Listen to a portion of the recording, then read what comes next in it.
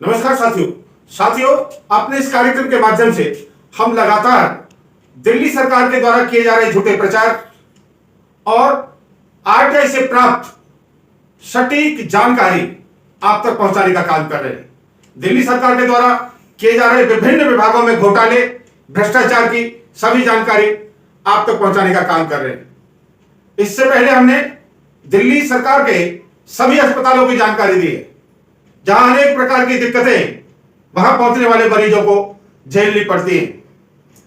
10,000 डॉक्टरों की कमी दिल्ली सरकार के इन सरकारी अस्पतालों में है, जहां केजरीवाल कहता था कि वर्ल्ड लेवल के हमने काम किए हैं अस्पतालों में, लेकिन जब सच्चाई सामने आई तो यह आई कि दिल्ली सरकार का कोई भी विधायक और मंत्री सरकारी अस्पतालों में इलाज ही नहीं कराता है। वहां 10,000 से ज्यादा डॉक्टर, स्पेशलिस्ट, फार्मासिस्ट के पद खाली पड़े हैं। उचित दवाइयां समय पर मरीजों को नहीं मिल पाती हैं। यह सच्चाई वहां जाने वाले मरीज बताते हैं और झेलते हैं, जिसके बारे में हमने समय समय पर आपको अपने इस कार्यक्रम के माध्यम से बताया है। शिक्षा विभाग, जिसके बारे में केजरीवाल दावे करता है कि दिल्ली का माहौल इतना अच्छा हो गया है जी, बच्चों के माता पिता प्राइवेट स्कूलों से अपने बच्चों का नाम कटाकर सरकारी स्कूलों में दाखिले करा रहे, तो उसके बारे में हम बहुत ही डिटेल में प्रत्येक स्कूल के प्रत्येक क्लास में 2013 से लेके अब तक प्रतिवर्ष संख्या क्या क्या है वो सब आपको बता रहे हैं।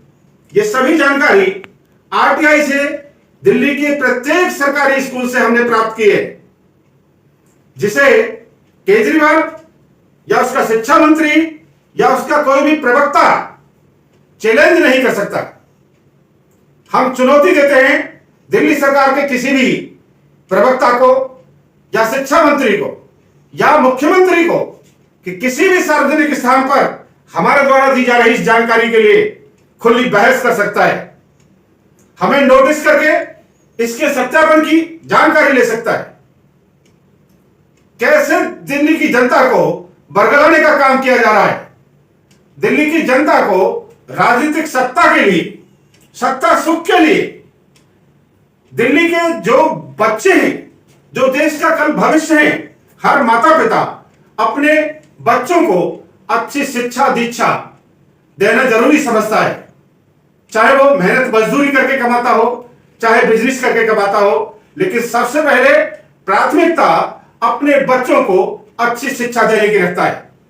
वहीं सत्ता में आने के लिए केजरीवाल जैसे बहरूपी माता पिता के सिंपैथी पाने के लिए, दिल्ली वासियों की सिंपैथी पाने के लिए बच्चों का अच्छा भविष्य बनाने की बात करते हैं, जबकि सच्चाई यह है कि दिल्ली के सरकारी स्कूल बहुत ही खराब हालत में, लोगों का रुझान, माता पिता का रुझान, बच्चों का इंटरेस्ट खत्म होता जा रहा है। यह स्थिति बयान करती है हर स्कूल में वर्ष 2013 से लेकर अब तक वहां मौजूद, वहां पढ़ने वाले छात्र और छात्राओं की संख्या से। यदि वहां शिक्षा का स्तर बेहतर होगा तो बड़ी स्पष्ट बात है कि वहां छात्रों की संख्या भी लगातार बढ़ेगी। और सामान्य सी बात है कि 10 साल पहले जो आबादी दिल्ली की थी उसके अनुसार आज बच्चों की भी संख्या इन क्लासों में काफी होनी चाहिए, ज्यादा होनी चाहिए, लेकिन रिजल्ट बिल्कुल उल्टा देखने को मिल रहा है और केजरीवाल के सभी दावे बिल्कुल झूठे साबित होते हैं। धिक्कार है ऐसे मुख्यमंत्री पर जो बच्चों के भविष्य के साथ खिलवाड़ कर रहा है, झूठे आश्वासन देके, झूठी दिलासा देके और झूठे वादे करके। इससे पहले हमने 83 स्कूल के विषय में आपको विस्तार से बताया है और एक स्कूल आज ये फिर इसी क्रम में है। आइए, गवर्नमेंट सर्वोदय कन्या विद्यालय न्यू सीमापुरी, इसका स्कूल आईडी नंबर है 110618। यहां देखेंगे 9th 10th 11th और 12th, इसमें वर्ष 2012 से लेकर 2022 तक की प्रतिवर्ष के छात्रों की संख्या हमें बताई गई है। साथियों, यह कहना जरूरी है, यह बताना जरूरी है कि यदि यह विद्यालय आपके नजदीक है तो आप हमारी इस रिपोर्ट के रियल चेक के लिए स्कूल में जाकर जानकारी प्राप्त कर सकते हैं। वर्ष 2012 में 9th क्लास में 309 बच्चे थे, 2013 में 412, 2014 में 325, 2015 में 322। इस क्रम में ये घटते बढ़ते क्रम में 364 बच्चे 2022 में बताए। 10th क्लास में देखेंगे, जरा जूम में करके दिखाएंगे ताकि हर व्यक्ति आसानी से यह अंदाजा लगा सके और समझ सके कि वास्तव में केजरीवाल की बात में सच्चाई है या शिक्षा विभाग के द्वारा प्रत्येक स्कूल से दी गई इस रिपोर्ट में सच्चाई है। 10th क्लास है, वर्ष 2012 में 398 छात्र थे, 13 में 287, 14 में 369, 15 में 366, 16 में 227, 17 में 291, 18 में 208, 19 में 236, 20 में 124, 21 में 337 और 22 में 364। यहां समझने वाली बात है कि 10 वर्ष पहले इस क्लास में 398 छात्राएं थी और अब 22 में 364 और यह घटता बढ़ता क्रम यह आपके सामने है। आगे देखेंगे 11th क्लास, 2012 में 431, 13 में 348, 14 में 245, 15 में 243, 16 में 319, 17 में 237, 18 में 377, 19 में 147, 20 में 220 और 21 में 364। यहां किसी रिजल्ट के इश्यू की वजह से यह जानकारी नहीं दी है 2022 के छात्रों की।